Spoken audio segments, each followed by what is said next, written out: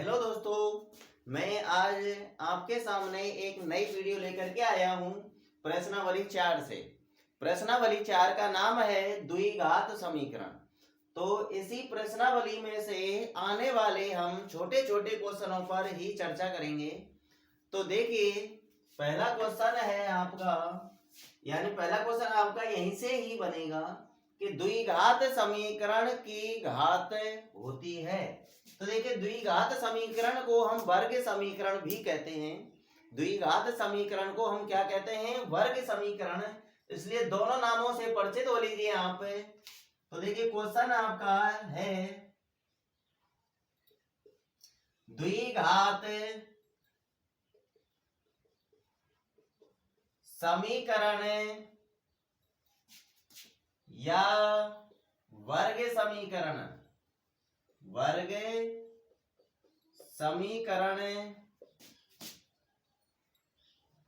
की घात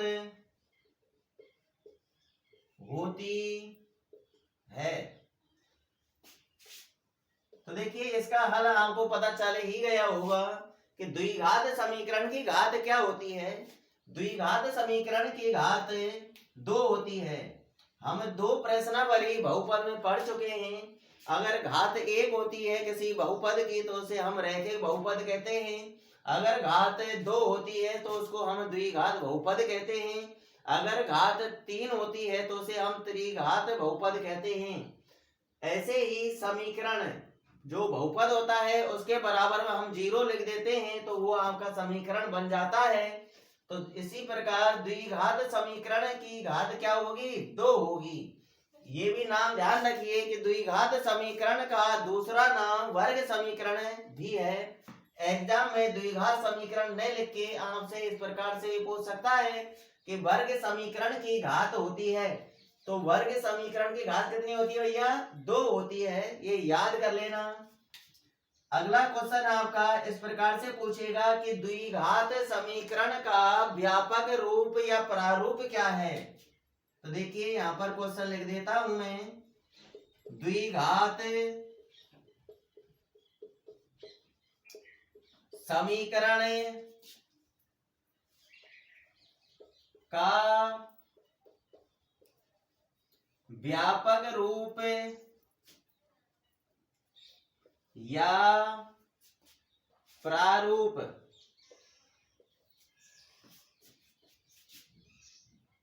है। तो द्विघात समीकरण का व्यापक रूप या प्रारूप क्या होता है? तो देखिए, आप द्विघात बहुपद का प्रारूप जानते हैं। द्विघात बहुपद का प्रारूप ax² plus bx plus c होता है। अगर हम इसी के बराबर में अगर 0 लिख दें तो ये आपका द्विघात समीकरण का व्यापक रूप बन जाएगा। क्या बन जाएगा? द्विघात समीकरण का व्यापक रूप। इसे ही हम प्रारूप कहते हैं। देख लीजिए फटाफट।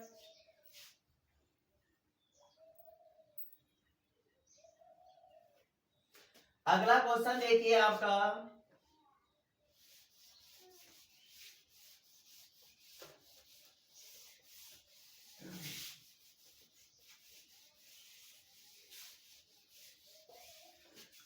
द्विघात समीकरण ax² plus bx plus c बराबर 0 के मूल बराबर हैं।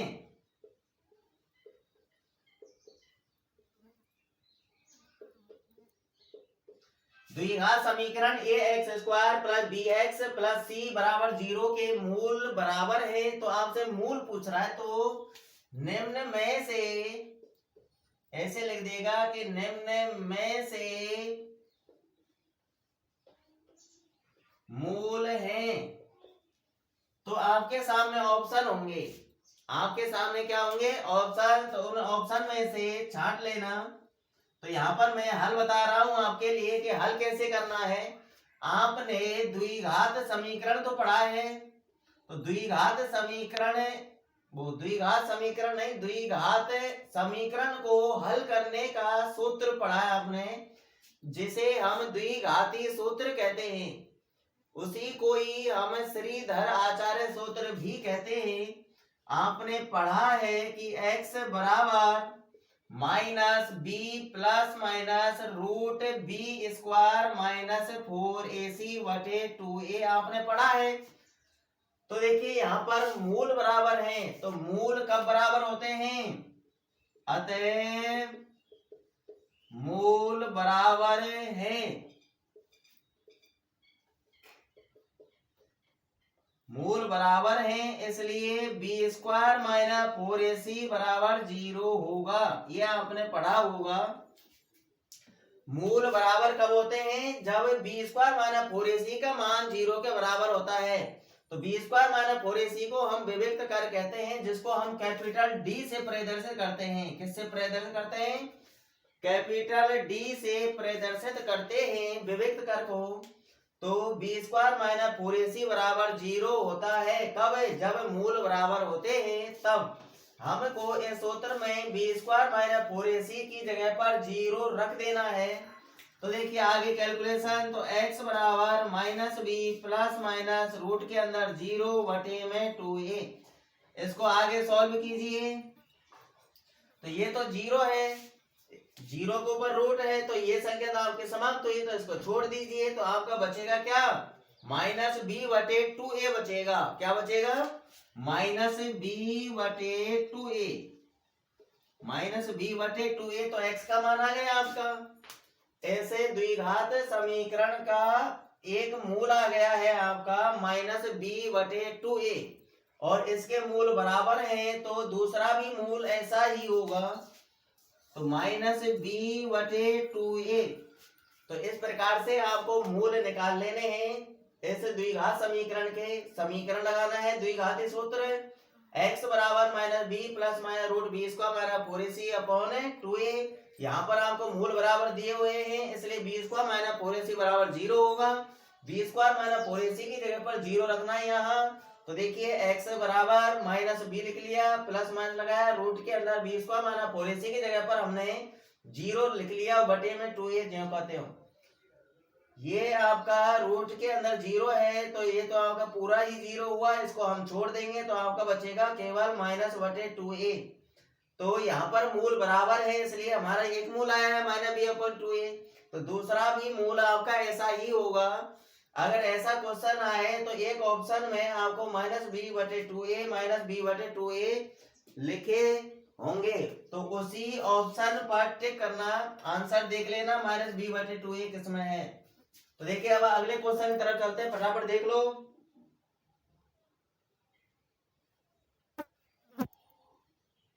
अगला आपका क्वेश्चन है, देखिए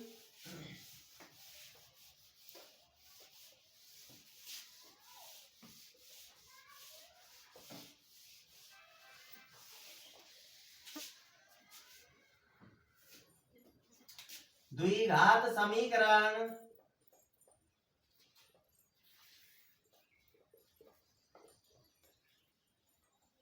द्विघात समीकरण x square plus 3ax plus k बराबर 0, ये आपका एक द्विघात समीकरण है। तो यहाँ पर का मूल, इस द्विघात समीकरण का मूल या हल, द्विघात समीकरण को जब हम हल करते हैं तो x के दो मान प्राप्त होते हैं। x के कितने मान प्राप्त होते हैं? 2, उन्हीं को ही हम मूल कहते हैं प्रश्नावली 4 के अंदर, और प्रश्नावली 2 द्विघात बहुपद में उनको हम शून्यक बोलते हैं। तो देखिए का मूल या हल,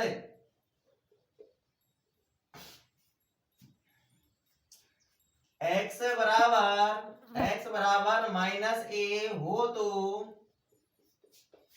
k का मान ज्ञात कीजिए। आपका एक क्वेश्चन इस टाइप का है कि द्विघात समीकरण x square plus 3ax plus k बराबर 0 का मूल या हल x बराबर माइनस a हो तो k का मान ज्ञात करना है आपको।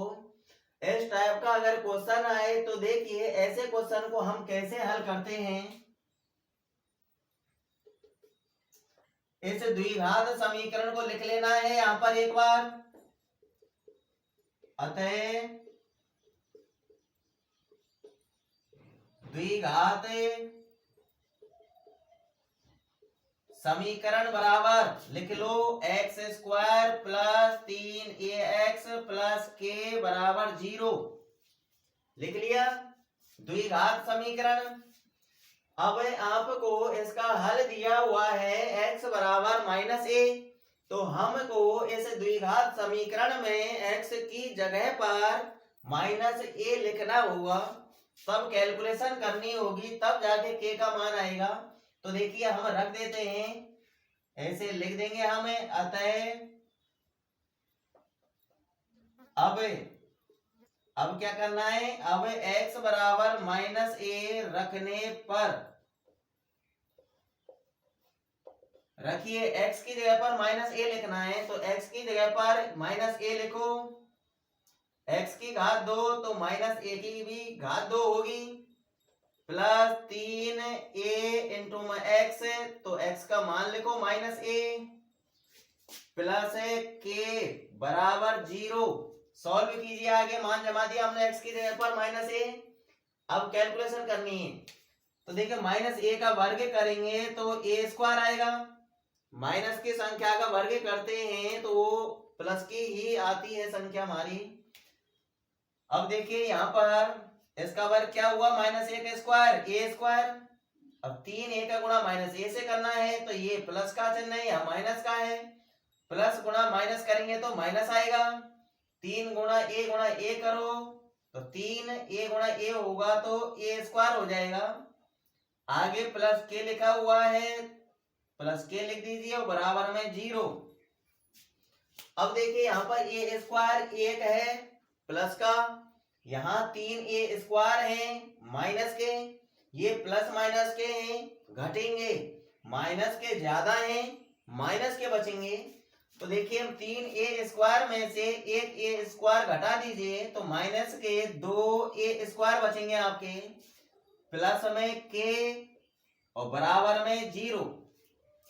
अब पक्षांतरण करके हम k का मान निकाल लेंगे, माइनस का 2a स्क्वायर उधर जाएगा तो प्लस का होगा, किसका होगा, प्लस का होगा। तो देखिए पक्षांतरण कर दीजिए, तो इधर जी बराबर के इधर क्या बचेगा, केवल k बचेगा, तो लिख लीजिए k बराबर का चिन्ह लगाइए। 0 की तरफ कौन जा रहा है, माइनस का 2a स्क्वायर, तो माइनस 2a स्क्वायर उधर जाके प्लस का हो जाएगा, तो 2a स्क्वायर। तो k का मान आपका निकल के आया 2a स्क्वायर, तो यही आपका k का मान है।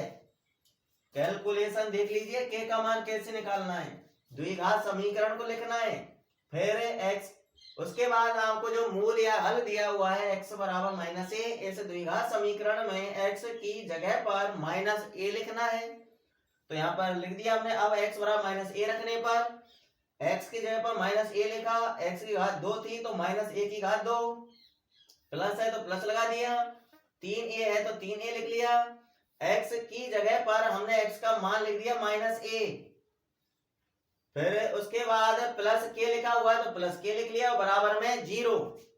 अब इसकी कैलकुलेशन की हमने, तो -a का स्क्वायर, इसका वो हल किया हमने, तो -a का वर्ग करेंगे तो a स्क्वायर आएगा प्लस का, माइनस की संख्या का हम वर्ग करते हैं तो प्लस का हो जाता है, तो a स्क्वायर और 3a का गुणा -a से किया तो ये प्लस का ये माइनस का, तो प्लस गुणा माइनस करने माइनस होता है। 3a का गुणा a से करेंगे तो 3a स्क्वायर आएगा, आगे प्लस k है लिख लिया बराबर में 0, जो कहते हैं हम a स्क्वायर प्लस का 3a स्क्वायर माइनस का, प्लस माइनस के घटेंगे तो माइनस के ज्यादा है माइनस बचेंगे, तो 3a स्क्वायर में से 1a स्क्वायर घटा दिया तो माइनस का 2a स्क्वायर बचा, आगे प्लस k है प्लस k लिख लिया बराबर में 0 भी लिख लिया। अब हमने पक्षांतर कर दिया, -2a स्क्वायर को उधर भेज दिया, उधर जाएगा तो प्लस का हो जाएगा, तो बराबर के इधर क्या बचेगा आपका, k बचेगा, वो लिख लिया, बराबर का चिन्ह लगाया, माइनस का 2a स्क्वायर उधर जाके प्लस का हो गया, बस k बराबर आ गया आपका 2a स्क्वायर, तो यही आपका k का मान है। तो इसी प्रकार हम k का मान निकालेंगे। अगर इस टाइप का क्वेश्चन आए आपका तो देख लीजिए इस प्रकार से हल करना है।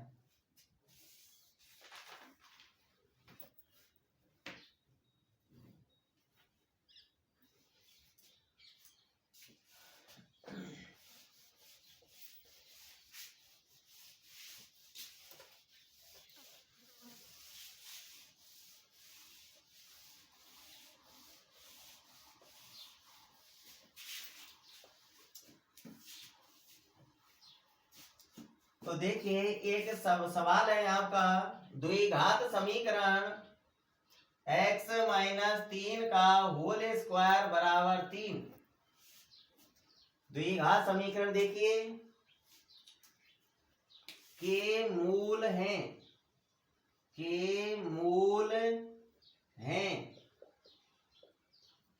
तो ये सॉल्व करना है हमको। एक द्विघात समीकरण x माइनस 3 का होल स्क्वायर बराबर 3, तो इसके मूल निकालने हैं हमको कि इसके मूल क्या होंगे। तो फटाफट हल देख लीजिए। एक बार इस द्विघात समीकरण को हम यहां लिख लेंगे। अतः x माइनस 3 का होल स्क्वायर बराबर 3। आपके दिमाग में ये आ रहा होगा कि इसका होल स्क्वायर खोलना है हमको, द्विघात समीकरण बनाना है। फिर द्विघात समीकरण बनाने के बाद फिर उसको यानी सॉल्व करेंगे तब x के दो मान आएंगे, वो इसे द्विघात समीकरण के मूल होंगे। आप भी सही सोच रहे हो। तो देखिए हमको, आप सोच रहे हो हमको वैसा नहीं करना है, क्योंकि इसे के मूल हम दूसरे तरीके से भी निकाल सकते हैं, बहुत जल्दी हल निकलेगा। देखिए आपको क्या करना है, इस पे से स्क्वायर हटाना है, और स्क्वायर हटाने के लिए हम वर्गमूल लेते हैं। क्या लेते हैं? वर्गमूल। यहां पर लिख देंगे अतः वर्गमूल लेने पर, जब वर्गमूल लेते हैं तो दोनों पक्षों का ही लेते हैं।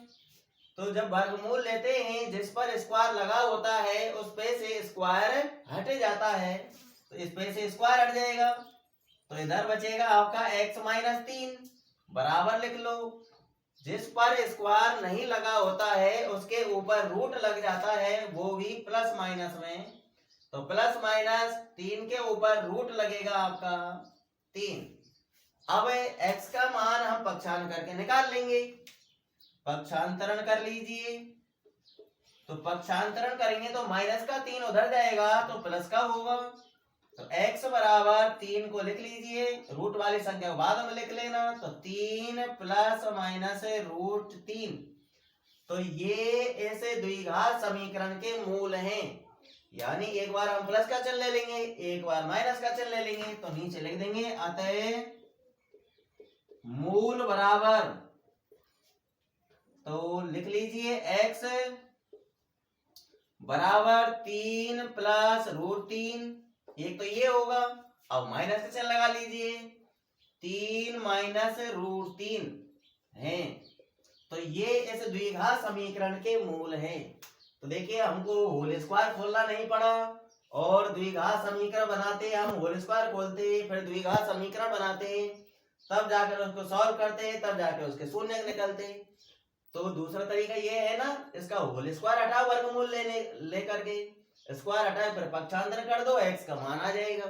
जो x के मान आपके 2 होंगे, एक बार प्लस का चिन्ह लगा दीजिए, एक बार माइनस चिन्ह लगा दीजिए, बस इस द्विघात समीकरण के मूल निकाल दिए हमने। तो देख लीजिए कैलकुलेशन।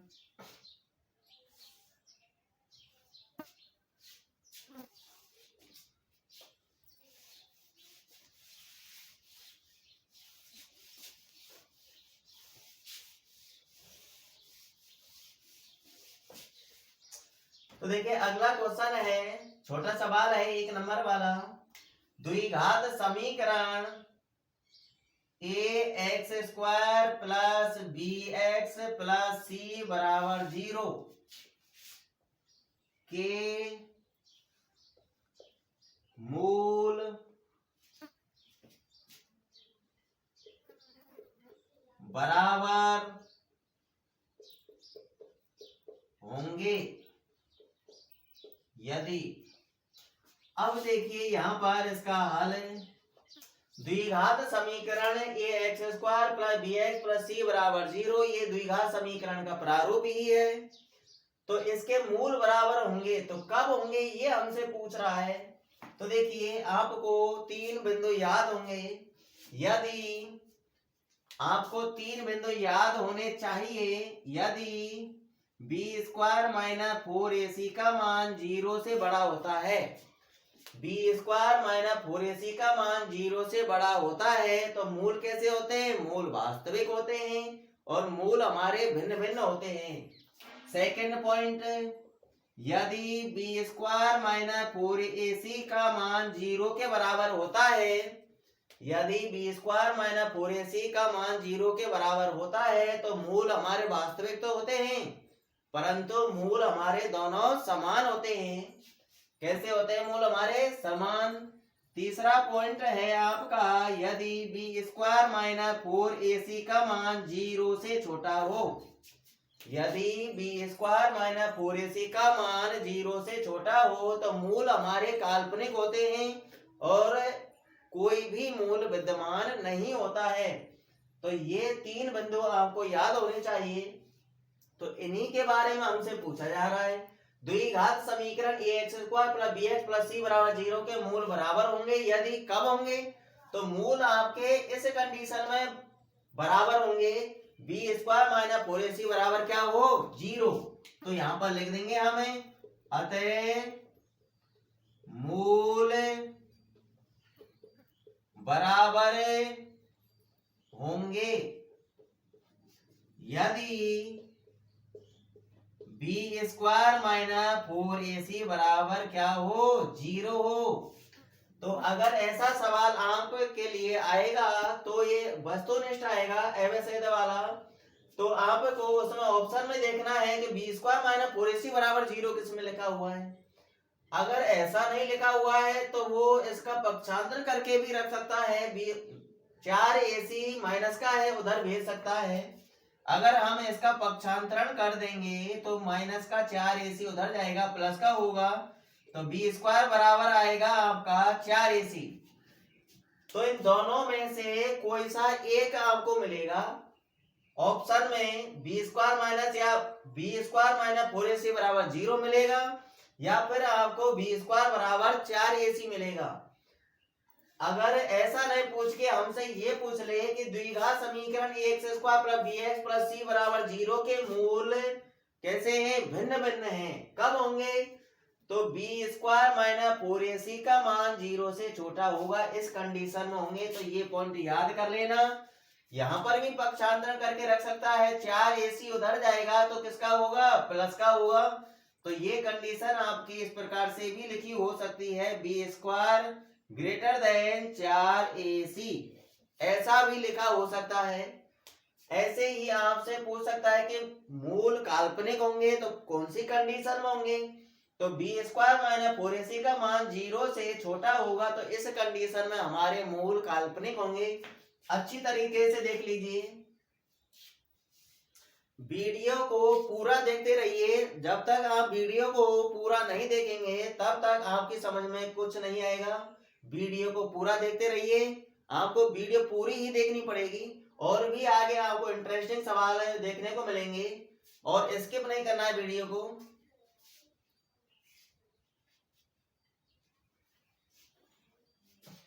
अगला सवाल देखिए आपका,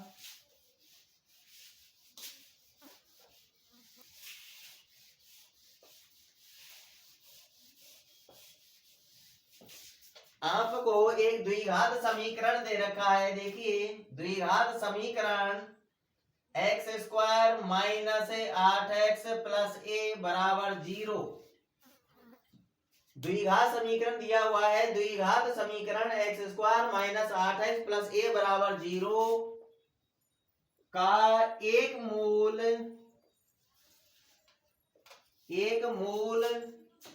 या फिर मूल की जगह पर लिख सकता है हल का एक मूल या एक हल 5 है। क्या है? 5 है। तो दूसरा मूल ज्ञात कीजिए। क्वेश्चन सही ढंग से देख लीजिए। आपको द्विघात समीकरण दिया हुआ है x square minus 8x plus a बराबर 0 का एक मूल आपको 5 दिया हुआ है, तो दूसरा मूल आपसे पूछ रहा है। तो देखिए दूसरा मूल कैसे निकल के आएगा। तो आपने 2 प्रश्नावली के अंदर आपने पढ़ा है द्विघात बहुपद ज्ञात करने का सूत्र, या फिर सेकंड पॉइंट पढ़ा है आपने द्विघात बहुपद में जब हम सत्यता की जांच करते हैं शून्य और गुणांकों के बीच, तब आपने एक पॉइंट पढ़ा होगा शून्यकों का योग, और शून्यकों को हम किससे प्रदर्शित करते हैं? अल्फा और बीटा से। ऐसे ही हम मूलों को भी अल्फा और बीटा से ही प्रदर्शित करेंगे। तो देखिए यहाँ पर आपने पढ़ा है कि अल्फा प्लस बीटा बराबर क्या होता है? माइनस बी अपॉन ए। माइनस बी अपॉन ए होता है या नहीं होता है? होता है। तो यहाँ पर ये शून्यकों का योग होता है। क्या होता है? अल्फा प्लस बीटा का मतलब क्या होता है? शून्यकों का योग। तो देखिए आपने द्विघात बहुपद ज्ञात करने में आपने देखा होगा x square minus alpha plus beta into x plus alpha into beta बराबर 0। इस सूत्र को आपने जरूर पढ़ा है। तो देखिए x के गुणा में जो होता है वह शून्यकों का योग होता है। क्या होता है? शून्यकों का योग होता है। जो अचर पद होता है वह शून्यकों का गुणनफल होता है। तो यहाँ पर देखिए इस द्विघात समीकरण में x के गुणा में क्या है? चिन्ह नहीं देखना, क्योंकि चिन्ह हमारा सूत्र में पहले से ऑलरेडी है। तो यहाँ पर x के गुणा में संख्या देखिए क्या है? 8। तो ये 8 क्या है भैया? शून्यकों का योग है। क्या है? शून्यकों का योग। तो हम अल्फा प्लस बीटा के बराबर में 8 लिख सकते हैं या नहीं? लिख सकते हैं, क्योंकि जो x के गुणा में जो संख्या होती है वह शून्यकों का योग होता है। क्या होता है? शून्यकों के योग। और 4 प्रश्नावली में हम बोलेंगे मूलों का योग। क्या बोलेंगे? मूलों का योग। तो अल्फा प्लस बीटा इन दोनों का योग कितना है? 8 है। तो बराबर में 8 कर लीजिए। आप के लिए अल्फा और जो बीटा जो ये होते हैं ये क्या होते हैं? ये मूल होते हैं। क्या होते हैं? मूल।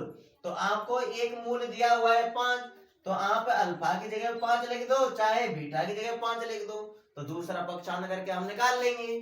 तो देखिए अल्फा की जगह पे 5 लिख दीजिए, क्योंकि एक मूल आपको दिया हुआ है, दूसरा मूल हमको ज्ञात करना है। बीटा का मान बराबर में 8।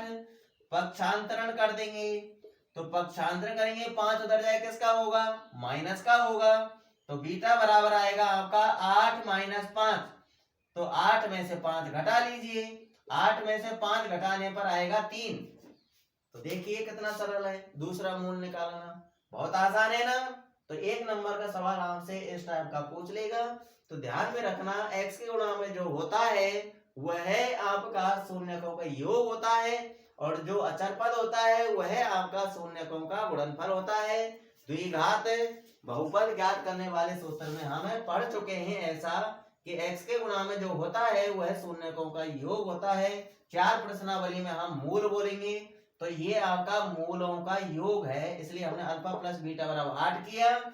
एक मूल दे रखा है आपको 5, तो अल्फा की जगह 5 रख दिया। बीटा का मान हम निकाल लेंगे पक्षांतर करके, 5 को उधर भेजा, माइनस का हो गया। तो 8 में से हम 5 घटाएंगे तो 3 आएगा। तो बीटा का मान आया आपका 3। देख लीजिए इसी प्रकार से करना।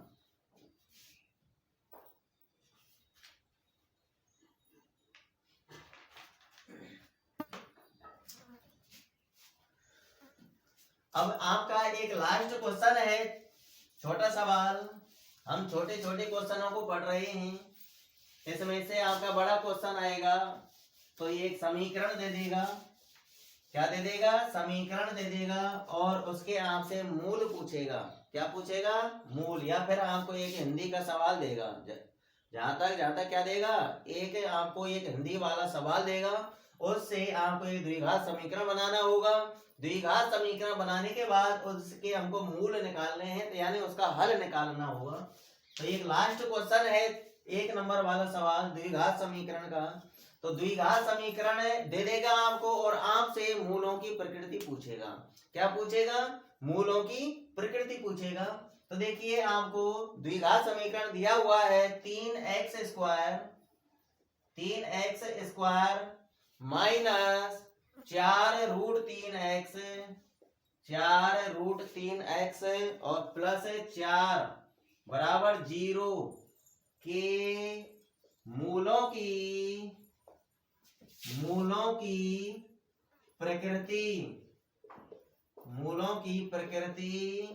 ज्ञात कीजिए। अब भैया आपको पता होना चाहिए कि मूलों की प्रकृति भैया किससे निकालते हैं। मूलों की प्रकृति हम विविक्त कर से निकालते हैं। विविक्त कर आपका बी स्क्वायर माइनस 4ac वो बी स्क्वायर माइनस 4ac ही होता है। तो देखिए यहाँ पर हम लिख लेंगे विविक्त कर को, अतः d बराबर बी स्क्वायर माइनस 4ac लिख लिया हमने। तो द्विघात समीकरण में स्क्वायर वाले की गुणा में होगा वह a का मान होता है, x की गुणा में b का मान होगा, अचर पद आपका c का मान होगा। तो इन मानों को इसमें जमा दीजिए फटाफट। तो देखिए d बराबर b का मान क्या है, -4√3, चिन्ह सहित रखना है आपको, -4√3 b की जगह पे लिख दिया b का मान, b की घात 2 है तो इसकी भी घात 2 करनी पड़ेगी हमको। आगे माइनस है तो माइनस लिख देंगे, 4 लिख लिया, इनटू में a का मान देखिए एक्स स्क्वायर गुणा में क्या है 3, तो a का मान आपका 3 इनटू में क्या है c का मान देखिए अचरपद कितना है 4। अब इसकी कैलकुलेशन करो भैया।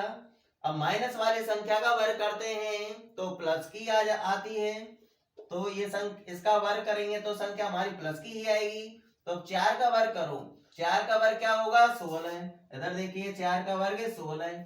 अब √3 है, रूट वाली संख्या का वर्ग करते हैं तो रूट हट जाता है, तो √3 का वर्ग करेंगे तो क्या आएगा 3 आएगा, और 3 का गुणा 16 से कर लीजिए, और 16 गुणा 3 करेंगे कितना आएगा आपका 48। तो 4√3 का स्क्वायर कितना है